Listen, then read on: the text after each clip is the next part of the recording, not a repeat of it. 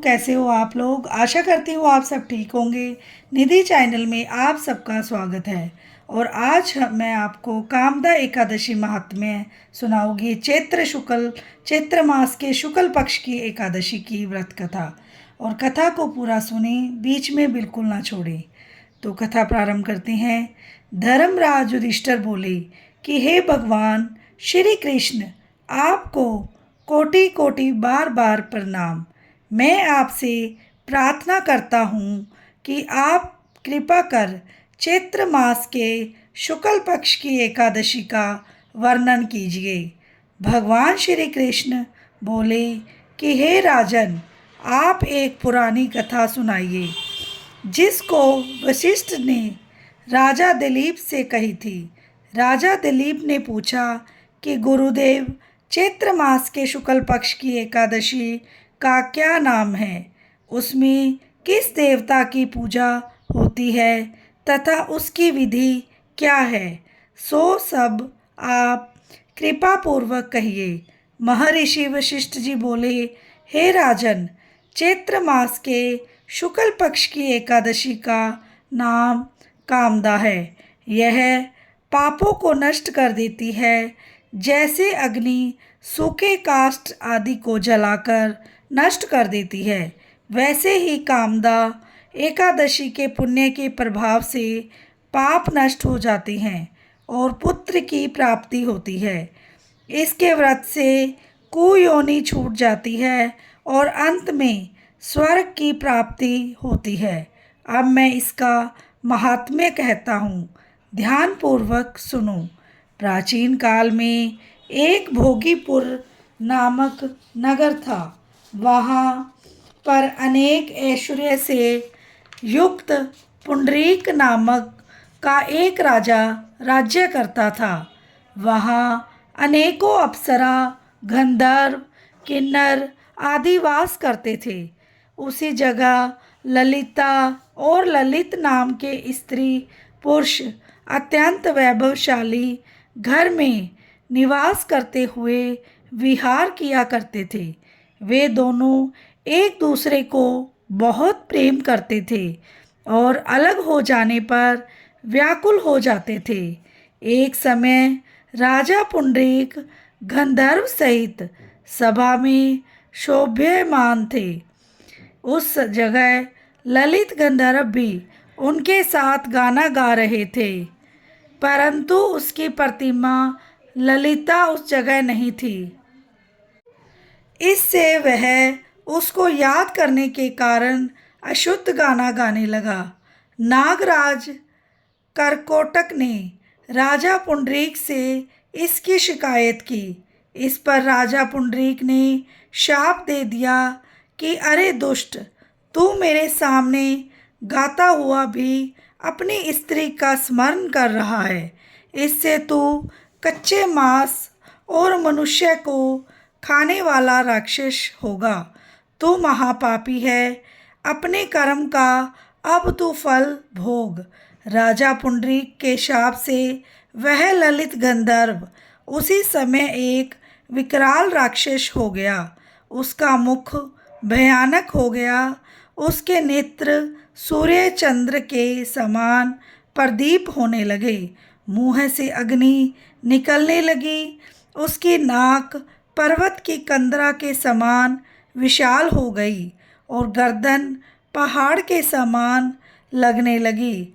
उसके सिर के बाल पर्वत पर उगने वाले वृक्षों के समान दिखाई देने लगे। उसकी भुजाएं 2-2 योजन लंबी हो गई। इस तरह उसका 8 योजन शरीर हो गया। राक्षस हो जाने पर उसको महान दुख मिलने लगा और अपने कर्म का फल भोगने लगा।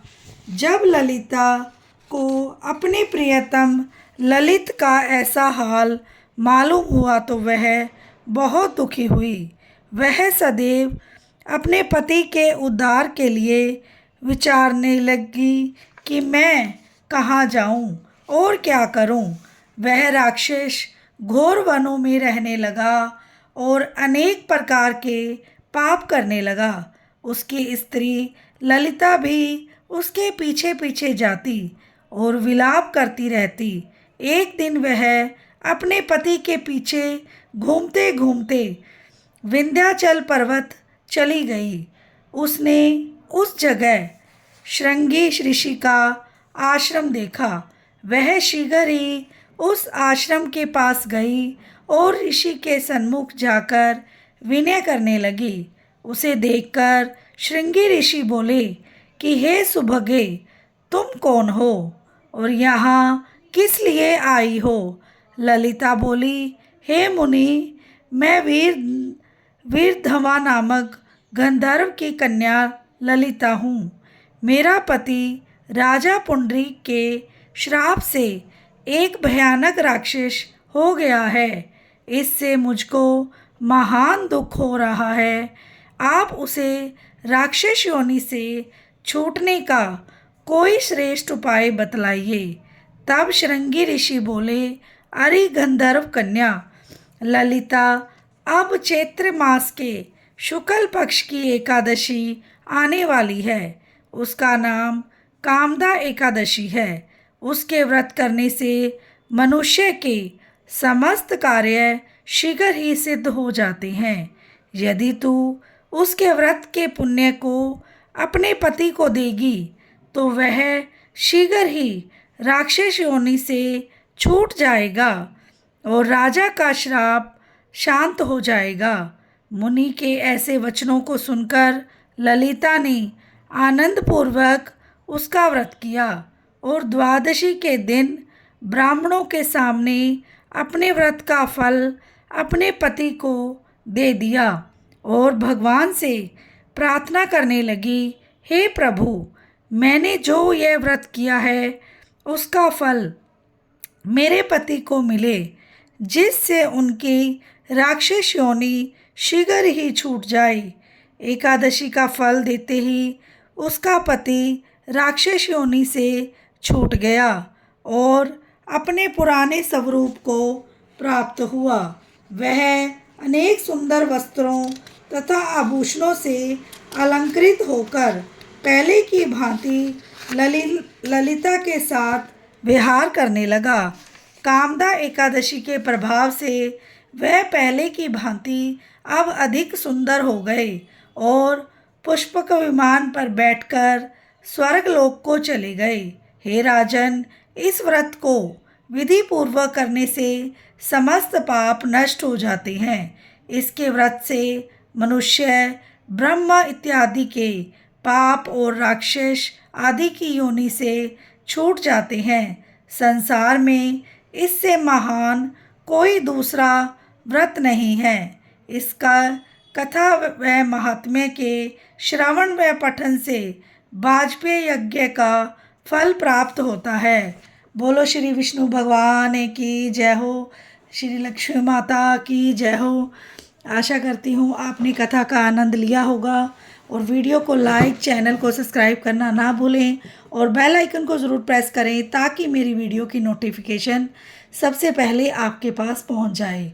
और आपके लाइक सब्सक्राइब से बहुत ज़्यादा हिम्मत मिलती है और कथा के अंत में हमें कीर्तन अवश्य करना चाहिए।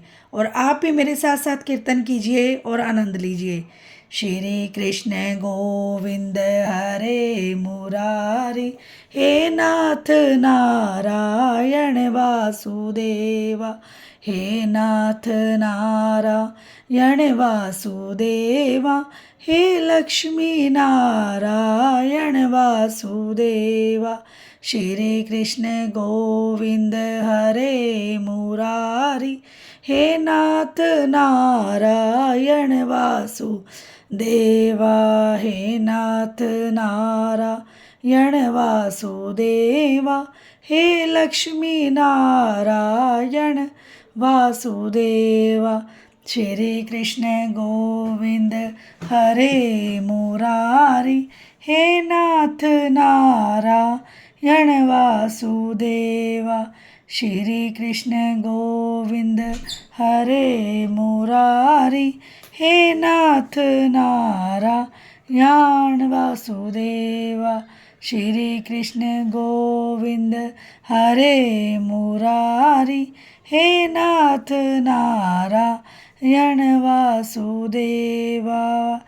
बोलो श्री विष्णु भगवान की जय हो। मिलते हैं नेक्स्ट वीडियो में। राधे राधे।